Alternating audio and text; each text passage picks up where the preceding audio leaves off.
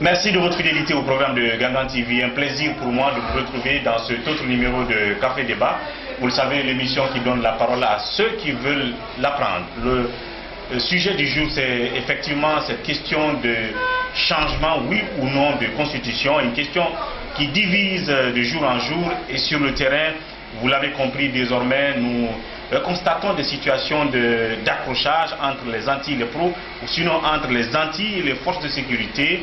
Évidemment, aujourd'hui, nous allons tout droit vers la mouvance présidentielle pour savoir évidemment quel est le ton et la démarche qu'ils maintiennent autour de cette situation. Et celui-là justement qui avait la parole au siège du RPG le samedi dernier, notamment sur cette question. Il s'agit de Honorable Mohamed Lamine Kamisoko, il est député du RPG, qui justement va nous parler des reproches qui sont en train d'être faits en ce moment au parti au pouvoir en termes de discours caustiques, en termes de discours incendiaires, radicaux, du genre il faut traquer les anti-changements de constitution jusque dans leur dernier retranchement. Est-ce que c'est des situations qu'il faut changer en tant que démarche?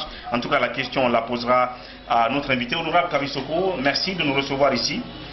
Et merci beaucoup à Gangan TV de m'avoir invité à cette grande émission que j'approuve très très bien. Et je suis à votre disposition pour toutes les questions de votre convenance. Merci beaucoup. Et puis je rappelle que dans la deuxième partie de cette émission, toujours autour de cette question de constitution, oui ou non, il faut la changer. Vous le savez aussi, il y a pratiquement différentes écoles de droit en fait, qui se sont distinguées autour du débat. Certains qui approuvent effectivement la démarche, d'autres qui en fait ne trouvent pas d'opportunité. Là-dessus, on va donner la parole dans la deuxième partie de l'émission à Dr Fahimba Mara, qui est juriste constitutionnaliste, qui va aussi porter sa réflexion sur cette question, sur ce débat. Mais avant, on reste avec notre premier invité dans cette première partie. Alors oui, honorable Kamisoko, je le disais tout à l'heure, le débat autour de la Constitution fait rage, ici à Conakry, à l'intérieur du pays. Aujourd'hui, on assiste finalement à des scènes d'accrochage. Mais avant de parler de tout ça, comme je l'ai dit, il est reproché, par exemple, au RPG, aujourd'hui, des propos qui n'apaisent pas la situation, même si le président a dit qu'il faut laisser le débat se faire librement. Mais on pense que les propos que tiennent certains d'Angola n'apaisent pas du tout ce débat, ne laissent pas du tout les gens faire le débat librement. Quelle est votre réaction à cela? Est-ce que c'est, on va dire, une démarche collectivement approuvée au sein du RPG? Quand on écoute Honorable Damaro, quand on écoute le ministre Bantamassou. Je vous remercie. Vous savez, ce qui oppose aujourd'hui les différents acteurs, c'est effectivement cette histoire de changement de constitution. Nous sommes tous des formations politiques. Le débat, c'est entre tous les Guinéens. Ceux qui pensent qu'au jour d'aujourd'hui, notre constitution a besoin d'être changée pour tel motif sont d'un côté et savent pourquoi ils le disent. Et ceux qui disent le contraire savent également pourquoi ils s'opposent. Mais depuis de longues années, presque 1 an, 2 ans maintenant, c'est toujours la même opposition qui a mis sur la table cette histoire, soit le 3e mandat, soit le changement de la Constitution. Beaucoup de choses ont été dites autour de ça par les acteurs politiques que vous connaissez. D'autres, on dit sauf si on va marcher sur notre cadavre.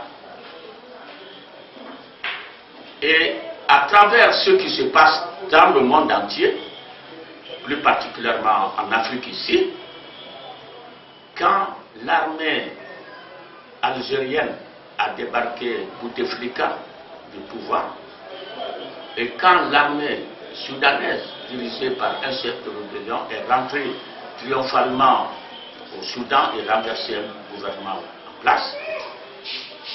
Nous avons entendu des acteurs, des leaders politiques demander à nos forces armées de prendre l'exemple sur ces deux armées.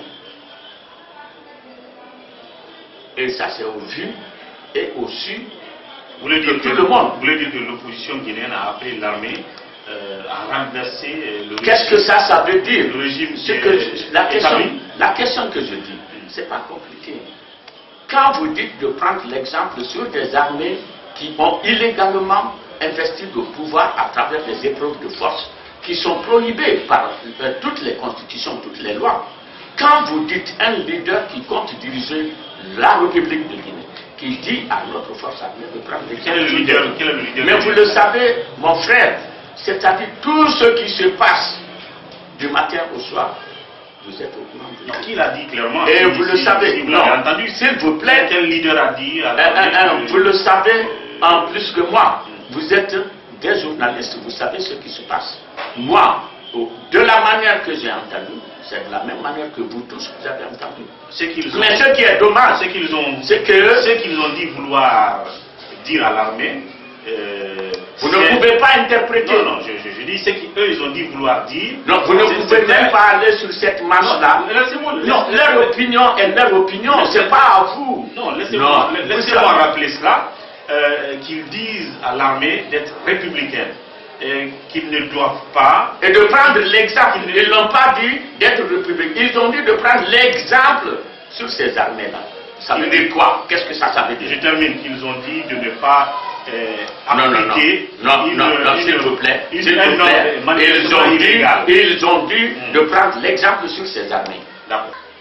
Depuis de longues années, et depuis plus de 3 ans, 4 ans, vous avez entendu les responsables de l'opposition dire qu'il faut descendre dans la rue et chercher Alpha Condé du pouvoir.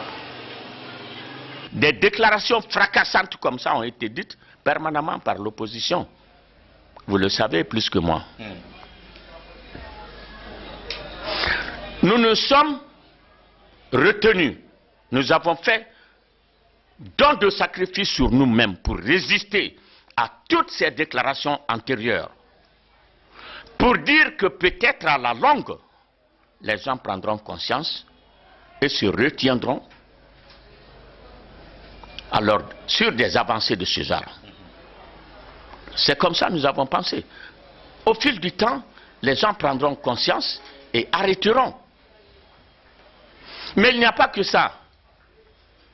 À longueur de journée, vous entendez des citoyens de l'opposition insulter le président de la République, qui n'est pas seulement le président, c'est le RPG Arc-en-Ciel qui l'a conduit au pouvoir en tant que formation politique, mais c'est le peuple de Guinée qui l'a installé.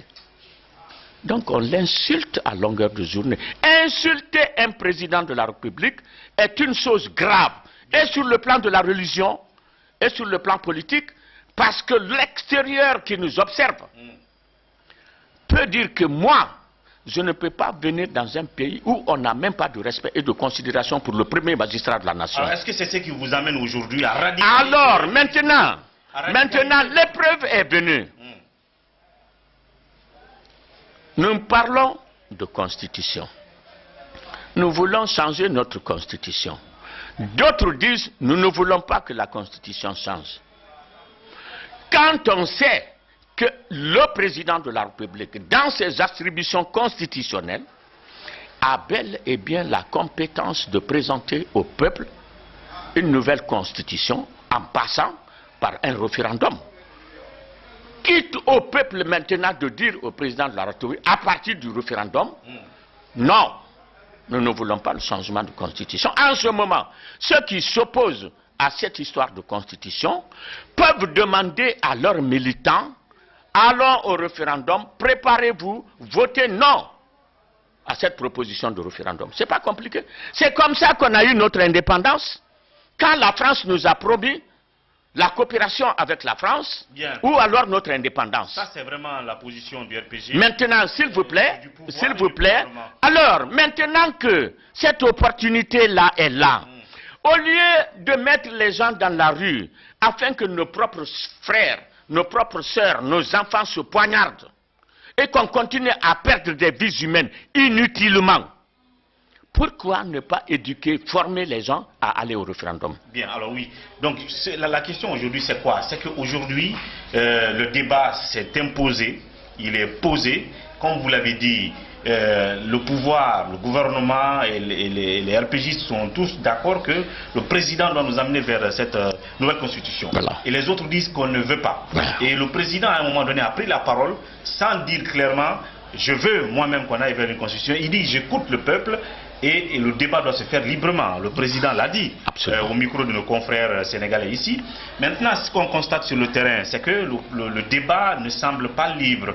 C'est-à-dire que vous, de la mouvance, vous êtes libre d'aller à l'intérieur du pays, de tenir les meetings, de faire des caravanes, au bout desquels les mouvanciers peuvent dire nous sommes d'accord que le président nous amène vers une nouvelle constitution parce que. Et les autres qui sont contre, quand ils veulent aller faire les mêmes caravanes, les mêmes mobilisations sur le terrain, à l'intérieur comme à Conakry, on les empêche de bout en bout. De ce point de vue, ils pensent que, je parle justement de ceux qui sont contre, que le débat n'est pas libre. Et le récent cas, ou les récents cas en exemple, c'est Zérékoré, où à force de les empêcher, ils ont bravé l'interdiction et puis il y a eu un mort. Et puis il y a eu cette réunion de Amoulanfé qui a été donc dispersée à Matoto, entre autres exemples d'empêchement des autres qui ne veulent pas qu'on change de constitution. Est-ce que vous pensez que en ce moment-là, que le débat est libre comme le président l'a voulu? Et ils ont rappelé aussi les propos de Honorable Damaro et du député et du ministre Bantamasso qui ont dit qu'il faut traquer les gens du FNDC jusque dans leur dernier retranchement. Alors, la question est, est-ce que, de votre côté, vous écoutez les consignes du président qui dit qu'il faut laisser le débat se faire librement?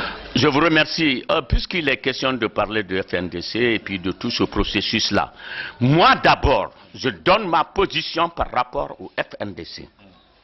Je dis que le FNDC est un mouvement subversif. C'est-à-dire? Le c'est-à-dire là, c'est ce qui se passe maintenant à l'intérieur du pays. Personne n'est contre l'expression libre de l'opinion de ceux qui ne sont pas pour la nouvelle constitution. Et en ce que je sache, ce qui a été interdit, c'est de prendre la rue. Il y a des espaces publics. Et c'est ça. Et des déclarations pour l'objet pour lequel ils sont dans la rue, mais des déclarations non seulement à l'encontre du gouvernement, à l'encontre du président de la République. Exceptionnellement, vous êtes libre d'exprimer vos idées. En tout cas, moi, dans mon esprit de député, dans mon esprit de citoyen libre guinéen, dans des espaces bien donnés, les gens ont la liberté de se retrouver et d'exprimer leur opinion. Sauf que... Non, s'il vous plaît, s'il vous plaît. Mais ce que j'ai entendu, c'est que le front de Zérékoré a dit d'organiser la marche. Et si c'est la marche, on n'est pas d'accord. Parce qu'aucune marche de l'opposition ne s'est faite sans mort. Bien. Aucune marche ne s'est faite sans mort. Bien. Sans mort d'homme. Et moi, maintenant, je suis allergique aux morts d'hommes. Je ne veux pas qu'un fils de la Guinée tombe suite à des manifestations de ce genre. Malheureusement, il y en a eu à Zérékoré. Et c'est par la responsabilité de qui? Quand l'autorité, qui est le gouverneur, demande, interdit une manifestation,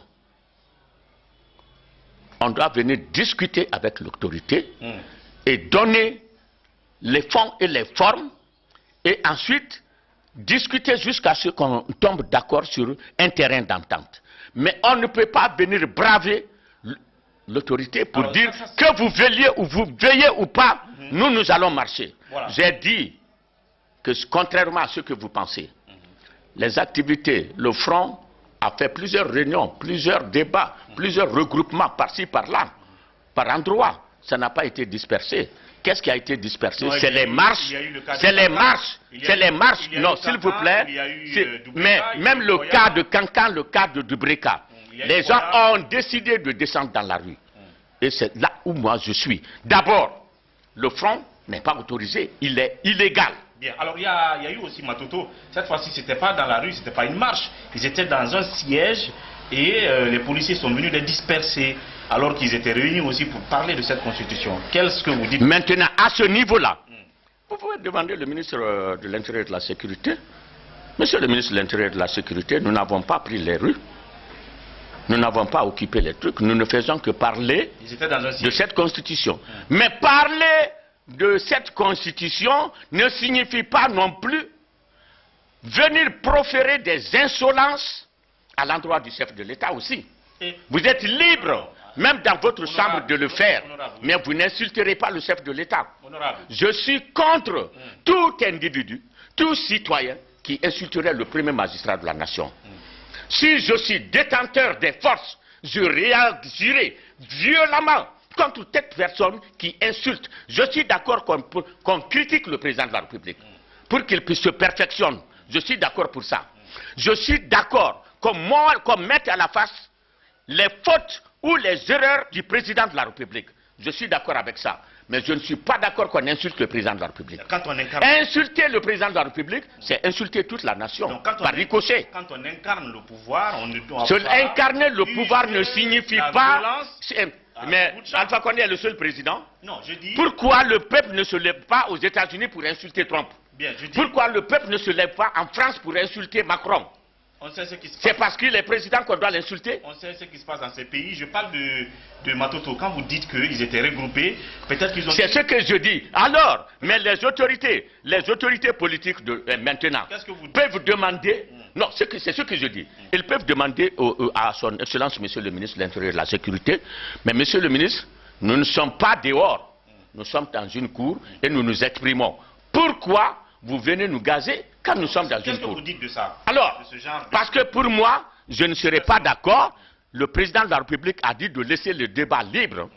Et on doit laisser le débat libre. Donc, ce qui s'est passé à Matoto, est-ce que vous comprenez?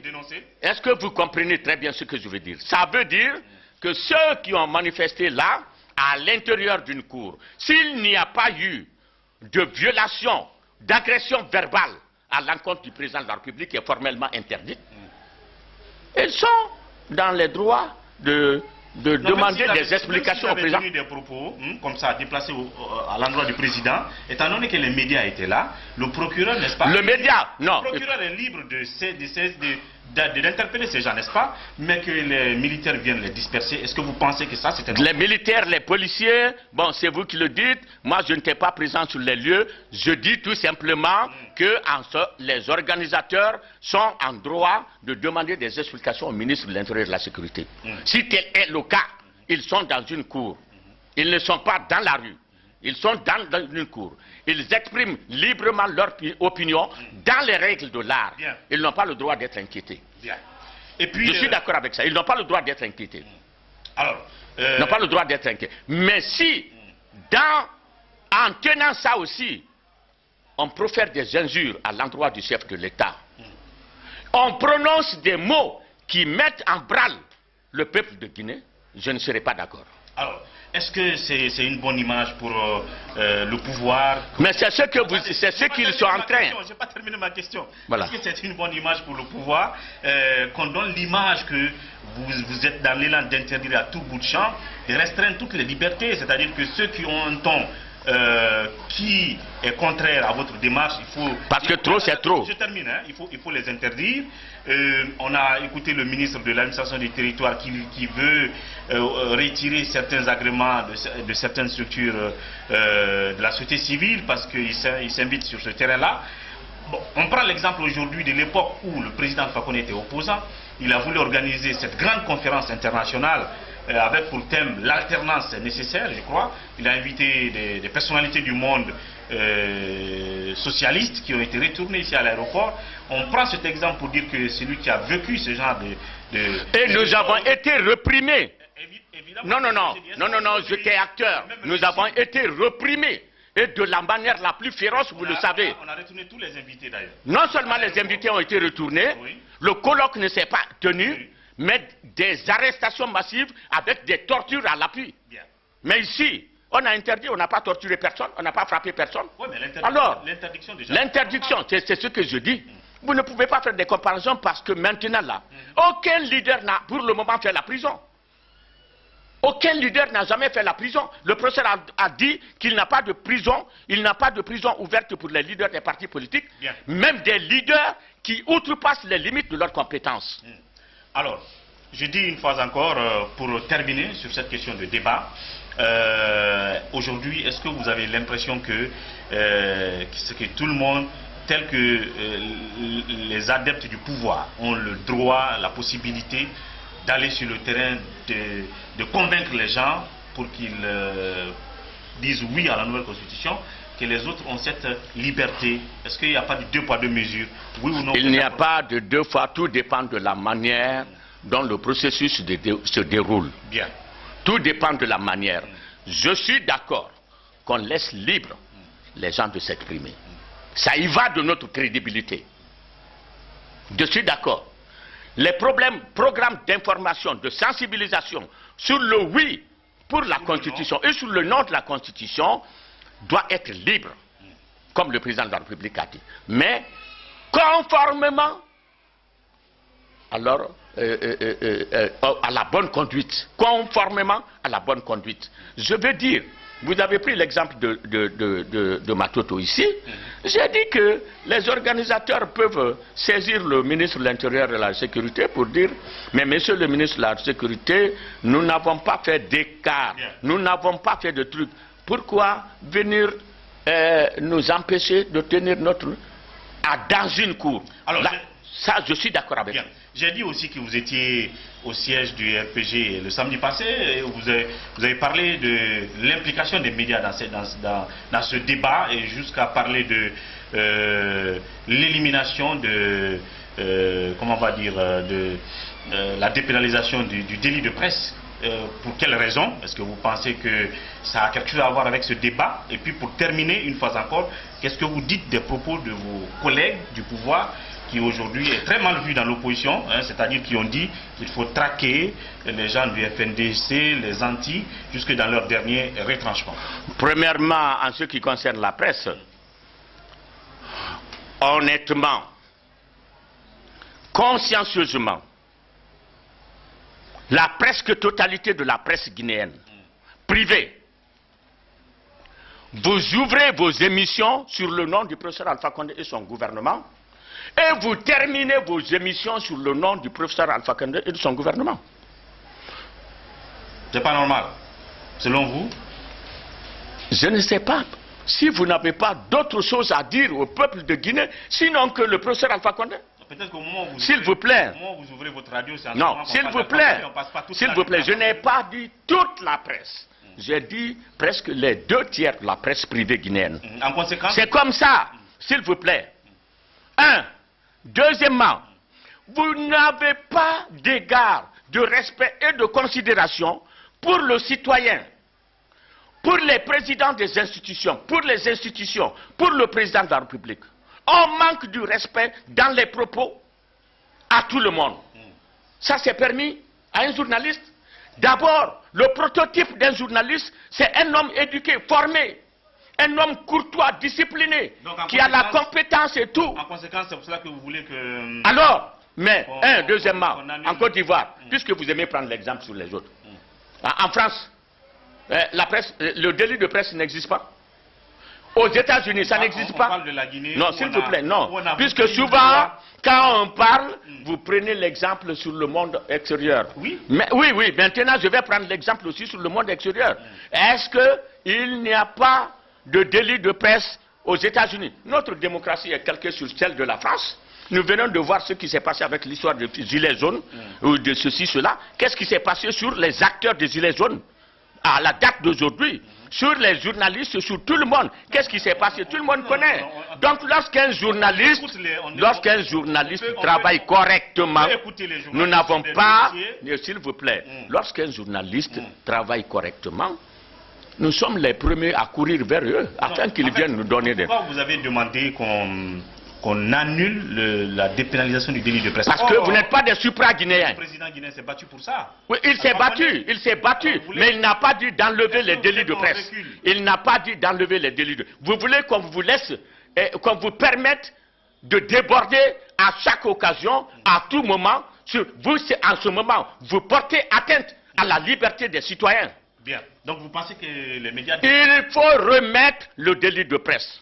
Bien. Pour que les journalistes se conforment à la loi. Alors, sur les propos de vos collègues, le ministre des Sports et puis le député d'Amaro. Puisque nous sommes en démocratie, non? Allez, de la manière que vous êtes venu me voir, allez leur poser les questions, ils n'ont qu'à répondre. Non, vous pensez pas je n'ai pas de délibération à faire. Non, vous ne pensez pas que c'était grave ce qu'ils ont dit? Moi, je ne sais pas. Allez les poser des questions. Ils sont là. Vous les connaissez, vous savez là où ils sont. Allez les voir, posez-leur les questions. Ce que vous avez dit, est-ce que c'est bon, est-ce que c'est mauvais? Ce n'est pas à moi d'apprécier ce qu'ils ont dit ou ce qu'ils ont fait. Et pour terminer, vous avez officialisé les sections scolaires et universitaires de votre parti la dernière fois. Jusque-là, on savait que les jeunes des partis politiques pouvaient exister dans les universités, mais pas officiellement. Mais dès lors que le parti au pouvoir même officialise cette section, ça veut dire que c'est aussi le boulevard ouvert aux partis de l'opposition d'aller installer leur section aussi dans les écoles et les universités. À ce moment-là, on va politiser à outrance ces milieux d'apprentissage scolaire et universitaire. Qu'est-ce que vous en dites? Est-ce que c'est la bonne démarche? Moi, je crois que vous n'avez pas droit de diaboliser ce fait-là.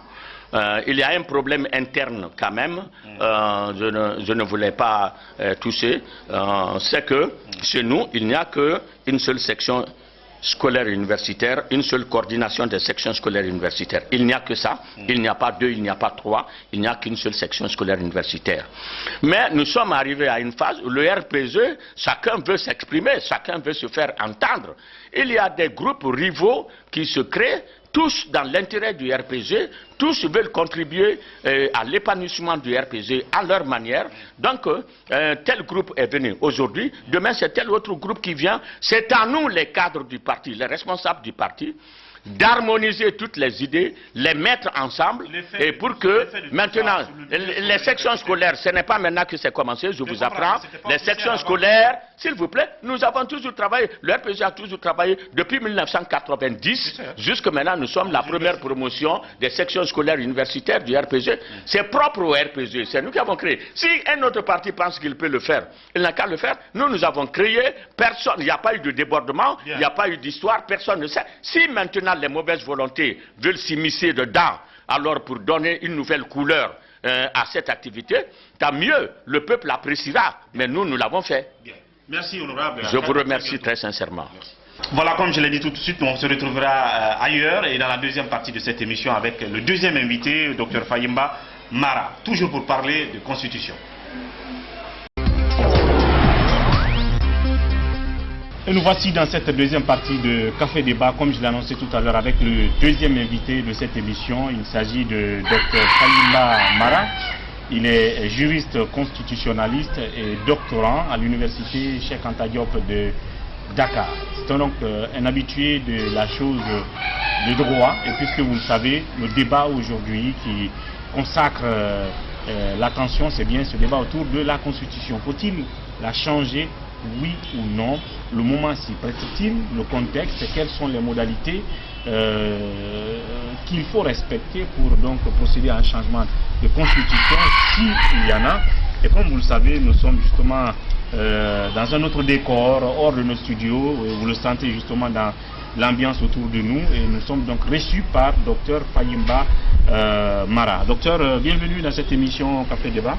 Merci M. Diallo. Merci surtout de la disponibilité. Merci. Alors en 15 minutes chrono, on va prendre aussi votre avis sur cette question, parce que comme je l'ai dit, depuis que le débat a été posé, il y a comme différentes écoles du droit aujourd'hui donc qui ont des points de vue différents sur la question.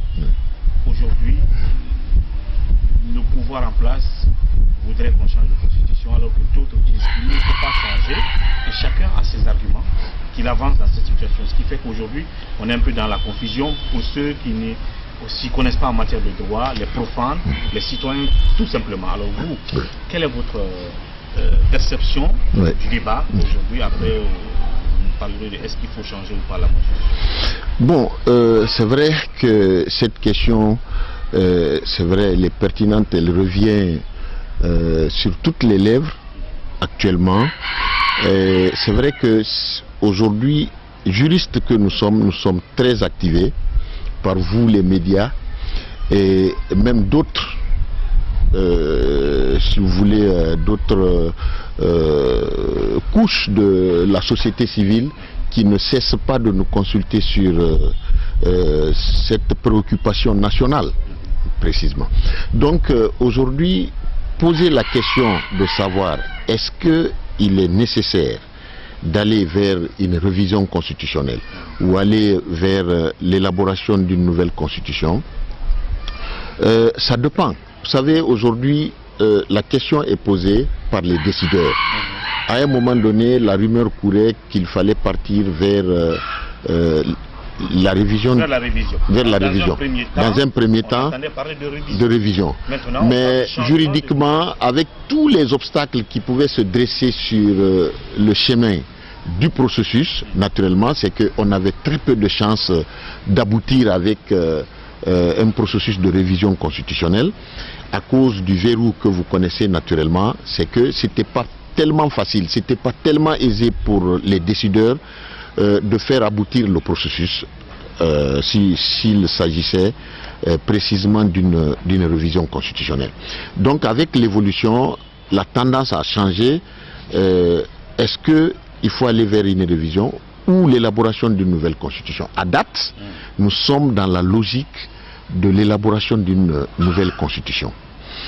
C'est vrai que nous les juristes, nous analysons aujourd'hui le contexte d'élaboration d'une nouvelle constitution.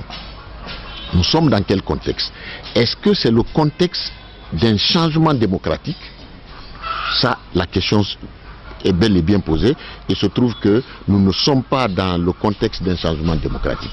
J'entends par... Qu'est-ce que vous appelez changement démocratique? Le changement démocratique, si aujourd'hui on était devant un nouveau président élu qui décidait par exemple de mettre une certaine rupture entre le passé et le présent, alors on se trouvait devant dans un contexte de changement démocratique. Tel n'est pas le cas. Ou bien c'est un changement de régime, c'est à l'occasion d'un coup de force, ou si vous voulez, ça pouvait être un coup d'État, ou en tout cas un changement de régime. Et là aussi, ce n'est pas le cas. Donc, ce sont là les... Une catastrophe, comme certains disent. Bon, pas catastrophe, je ne pense pas, puisque ça, ce sont des cas très rares. Mais changement de régime dû à un coup de force, ou bien à la naissance d'un nouvel État, ça, on appelle ça, ce sont des changements classiques auxquels le commun des humains est habitué. Et généralement, quand c'est comme ça, ça ne pose pas de problème, les principes sont là, si vous voulez, il y a tellement de jurisprudence en la matière, ça ne pose pas de problème. Mais il se trouve que le cas guinéen est un cas un peu spécifique. Nous sommes dans le contexte de l'élaboration d'une nouvelle constitution. Ce n'est pas un changement démocratique, mais plutôt dans un contexte de continuité.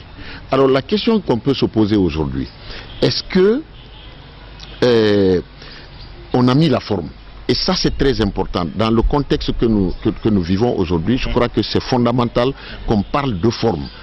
Parce que il y a un certain nombre de préalables aujourd'hui qu'il faut régler. Si nous sommes dans le contexte de l'élaboration d'une nouvelle constitution, moi je pense qu'aujourd'hui, le premier réglage en tant que préalable à la réalisation de l'entreprise, le premier réglage va être d'abord, si vous voulez, c'est-à-dire il faut d'abord partir sur une base. La base c'est quoi? C'est qu'il faut recueillir aujourd'hui l'assentiment ou l'accord de tous les acteurs de la société guinéenne. Ça c'est un premier réglage fondamental. Pour aller vers un changement. Pour aller vers le changement si vous voulez, aller vers l'élaboration d'une nouvelle constitution. C'est fondamental.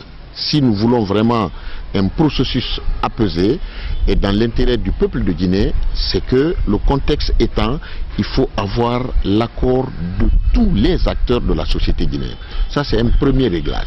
Le deuxième réglage, il faut mettre la forme. La forme, c'est quoi aujourd'hui?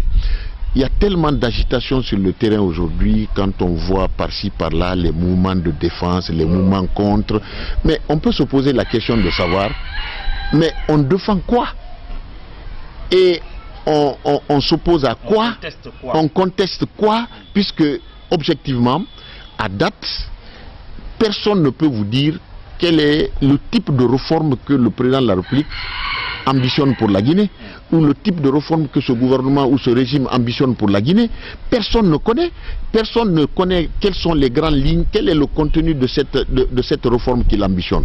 Donc, à date, naturellement, le premier préalable pour le président de la République, c'était de tenir aujourd'hui un discours politique qui oriente, qui nous donne toutes les grandes lignes de la réforme qu'il veut envisager. Mais aujourd'hui, il y a un flou qui est entretenu et qui ne dit pas son nom, et qui fait aujourd'hui qu'il y a de l'électricité dans l'air. Absolument. Parce que aujourd'hui, l'opposition est activée pour dire qu'il faut barrer le chemin à toute tentative de réforme, et du côté du gouvernement aussi, on est engagé, on sent sur le terrain aujourd'hui, il y a un engagement, c'est-à-dire tous les mouvements, en tout cas qui sont proches de la mouvance, sont activés pour dire il faut aller, il faut sensibiliser pour soutenir l'idée d'élaboration d'une nouvelle constitution. Alors, si je vous comprends bien, analyse d'un universitaire, d'un juriste, vous dites que les contextes dans lesquels on devrait passer vers un changement de constitution ne sont pas réunis. Il n'y a pas l'arrivée d'un nouveau président à la tête du pays. Nous ne faisons pas face à un coup de force, donc à un coup d'État, encore moins à une sorte de catastrophe qui pourrait tout renverser, renverser l'ordre juridique existant. Et donc, si ces contextes qui peuvent justifier le changement de constitution n'existent pas, ça veut dire qu'il n'y a pas lieu d'y aller? Non. Ça, c'est la première question. Non. Deuxième question, il y a eu aussi d'autres universitaires, juristes constitutionnalistes, qui aussi ont fait des réflexions, qui ont produit des réflexions et qui les ont mis sur la place publique, tel le professeur Zobelemou, qui, on va dire, fait appel à l'article 51 de la Constitution pour justifier sa position de dire que le président a bel et bien raison de nous amener vers une nouvelle Constitution. Qu'est-ce que vous dites de cela aussi? Bon, il n'est pas dit que quand on n'est pas dans le contexte des phénomènes classiques, c'est-à-dire changement de régime par coup de force, ou en tout cas création d'un nouvel État, ou changement démocratique.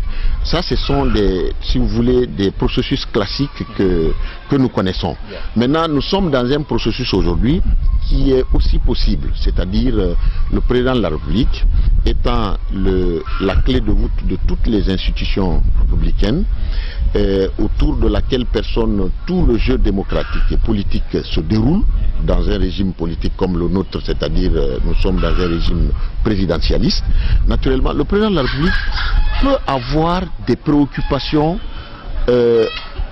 extra-juridiques, comme le cas aujourd'hui. Et ce qu'il faut reconnaître, c'est qu'aujourd'hui, les préoccupations du président de la République sont au-delà de l'ordre juridique existant. C'est-à-dire, nous sommes c'est-à-dire, si vous voulez, dans l'ordre méta-juridique. Ce n'est pas aujourd'hui toutes les préoccupations qu'il a aujourd'hui, les réformes qu'il veut engager aujourd'hui. Alors ces réformes-là ne peuvent pas trouver leur base juridique dans l'ordre juridique existant aujourd'hui si nous quittons le contexte de la révision constitutionnelle. C'est-à-dire, si nous restons dans le contexte de la révision constitutionnelle, il n'y a pas de problème. On peut faire appel à tous les articles, en tout cas qui peuvent justifier telle ou telle, la révision de telle ou telle disposition de la Constitution. Et ça, si c'était le cas, si nous étions restés dans l'esprit de la révision constitutionnelle, ça ne posait pas de problème. L'article 51 qui a été évoqué par le professeur Zobolibon, avec tout le respect que j'ai pour lui, naturellement, pouvait tenir la route. Si on était dans le cadre de la révision. Dans le cadre de la révision. Ça, c'est-à-dire ces articles-là et d'autres d'ailleurs, hein, quand vous prenez le titre, je crois, 18 de la Constitution de 2010, alors vous avez les articles 152, 153, 154, ce sont des articles qui parlent de la révision constitutionnelle. Là, vous avez tout un armada juridique qui justifie, si vous voulez, qui constitue la base juridique de la révision constitutionnelle. Mais tel n'est pas le cas aujourd'hui. C'est-à-dire, si on s'inscrit dans la logique de l'élaboration d'une nouvelle constitution, c'est que on sort de l'ordre constitutionnel ou de l'ordre juridique existant. On ne peut pas trouver les bases, c'est-à-dire aucune disposition de la Constitution de 2010 aujourd'hui peut justifier l'élaboration d'une nouvelle Constitution. D'où le schéma d'extra. D'où le schéma, si vous voulez, de l'ordre métajuridique. Donc voilà. Dans ce cas-là, oui. Le président devra donc se mettre dans une disposition exceptionnelle, comme vous l'avez dit, d'où expliquer tout le monde. Naturellement. Donc ça voulait dire que la forme dont vous avez parlé tout à l'heure, il fallait y mettre la forme.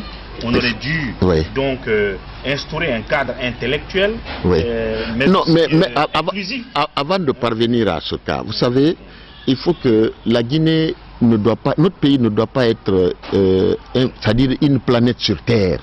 Il ne faut pas que nous soyons dans la sous-région aujourd'hui, et même dans le monde entier, en train de générer des mauvais exemples. C'est-à-dire, il faut que nous évoluions dans le respect strict de l'orthodoxie démocratique.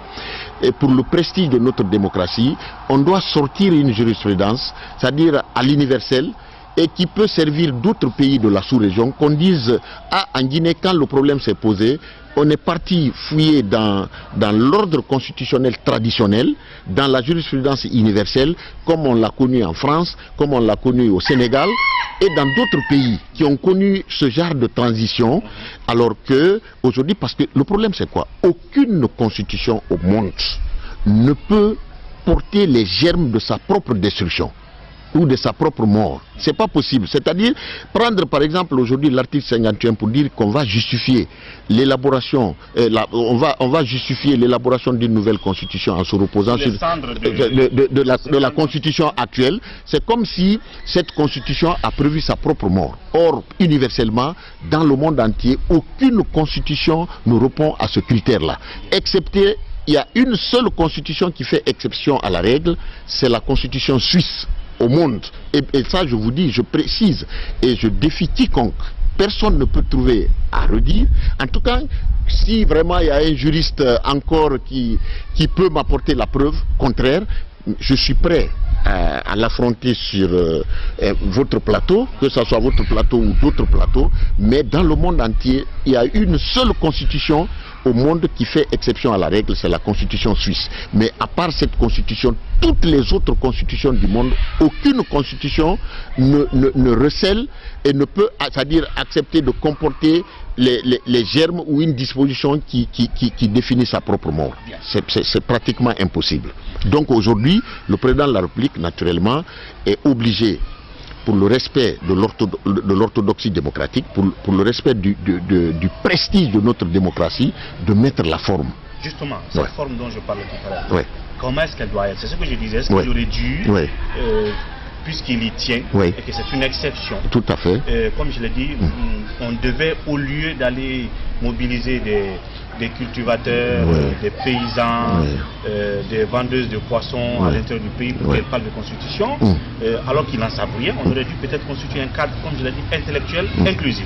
Non, mais avant d'en arriver là, pour poser le débat. Pour poser le débat, le président de la République, c'est vrai, j'ai commencé par dire... d'abord s'adresser à la nation? Naturellement, parce que c'est vrai que le droit lui reconnaît ça. Le droit lui reconnaît d'initier, mais ça, initier, il peut prendre l'initiative. C'est pas lui qui décide. Il peut prendre l'initiative d'élaborer une nouvelle constitution. Mais en pareil cas, qu'est-ce que le président de la République, à date, devrait faire? C'était puisqu'il doit avoir un paquet de réformes, naturellement, qui constituent une ambition que lui, il mijote pour la Guinée, naturellement. Alors, aujourd'hui, le premier préalable serait quoi? C'était de dévoiler ce paquet de réformes qu'il ambitionne pour la Guinée. Dire, par exemple, je veux réformer, je veux élaborer une nouvelle constitution parce que la première, elle comporte tellement d'insuffisances, de lacunes, que je souhaite renforcer la démocratie dans la nouvelle constitution. J'envisage élargir le socle des libertés dans la nouvelle constitution et j'envisage approfondir ou améliorer le fonctionnement des institutions de la République dans la nouvelle constitution, donc, et d'autres, mais ça dans un discours politique qui va donner les grandes orientations, et comme ça tous les Guinéens vont prendre connaissance. On est dans le flou. Tous les Guinéens allaient prendre connaissance de cette réforme, et si on se retrouvait dans cette réforme-là en tant que Guinéen, en tant que citoyen guinéen, je crois que ça pouvait aider dans le débat.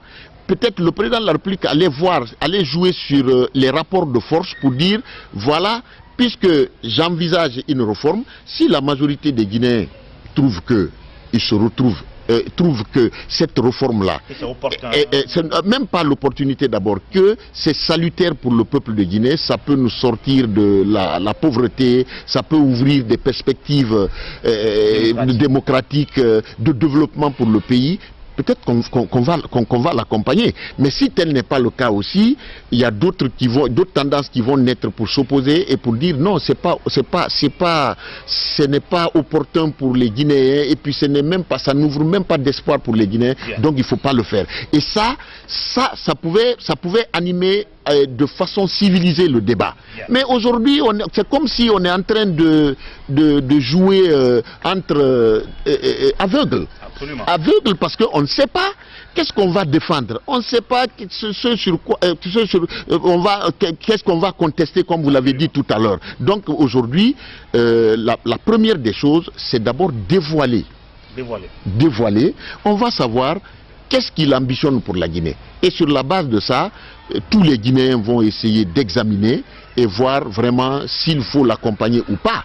Voilà, ça c'est le premier préalable. Le deuxième préalable, le problème de la Constitution, c'est pas un problème de gouvernement, c'est pas un problème de président de la République, mais c'est un problème de société qui concerne aujourd'hui tous les Guinéens. Alors la première des choses aujourd'hui, si vous voulez, un deuxième préalable obligatoire, c'est que quand il va dévoiler ce qu'il veut, maintenant il va chercher à approcher les autres acteurs de la société guinéenne. Naturellement, ça peut être les partis politiques, ça peut être la société civile, ça peut être les religieux, ça peut être les universitaires, ça peut être les médias, c'est-à-dire toutes les composantes de la société, c'est-à-dire vont chercher à se faire, non, mais même pas mais à se mettre dans la danse.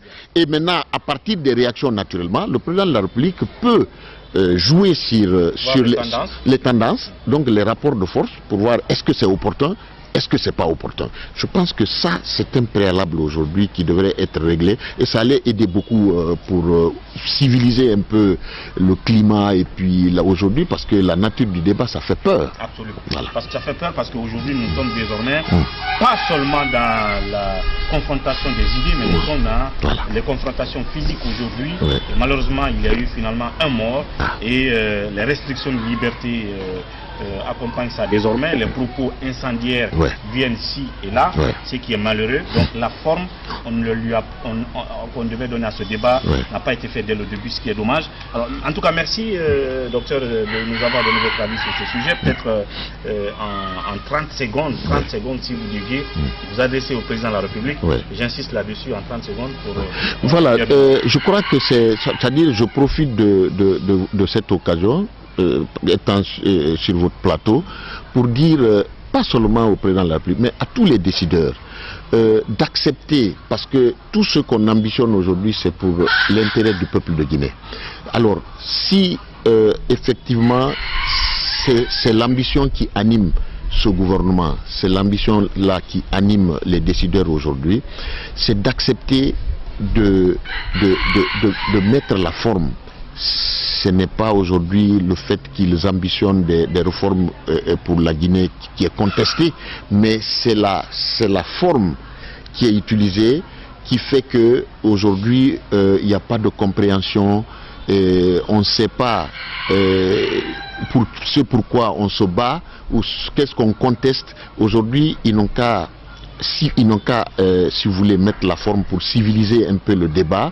Il faut que le président de la République accepte de sortir de l'ornière et de briser un peu le flou qui est entretenu aujourd'hui autour de cette réforme qu'il ambitionne pour la Guinée, et qu'il dégage les grandes lignes de cette réforme, que les Guinéens prennent connaissance de cette réforme et que chacun l'analyse en sa façon pour permettre vraiment un débat civilisé, un débat fructueux, un débat concret, un débat en tout cas qui peut nous mener vers, si vous voulez, la construction d'un pays qui rêve aujourd'hui au développement, tant attendu, que les Guinéens aujourd'hui attendent naturellement. Alors aujourd'hui, nous demandons aux décideurs d'aller dans la voie, c'est-à-dire de la transparence, dans la voie inclusive, naturellement, pour que nous puissions sortir de cette menace-là. Parce qu'aujourd'hui, il y a vraiment une menace qui ne dit pas son nom. Et je conclus en disant qu'il y a de l'électricité dans l'air. Absolument. Voilà. Merci, docteur, de votre disponibilité. Merci, M. Diallo. À très bientôt. Merci. Voilà, c'était tout pour ce numéro de Café Débat. À demain pour un autre numéro avec un autre invité. D'ici là, prenez soin de vous et au revoir.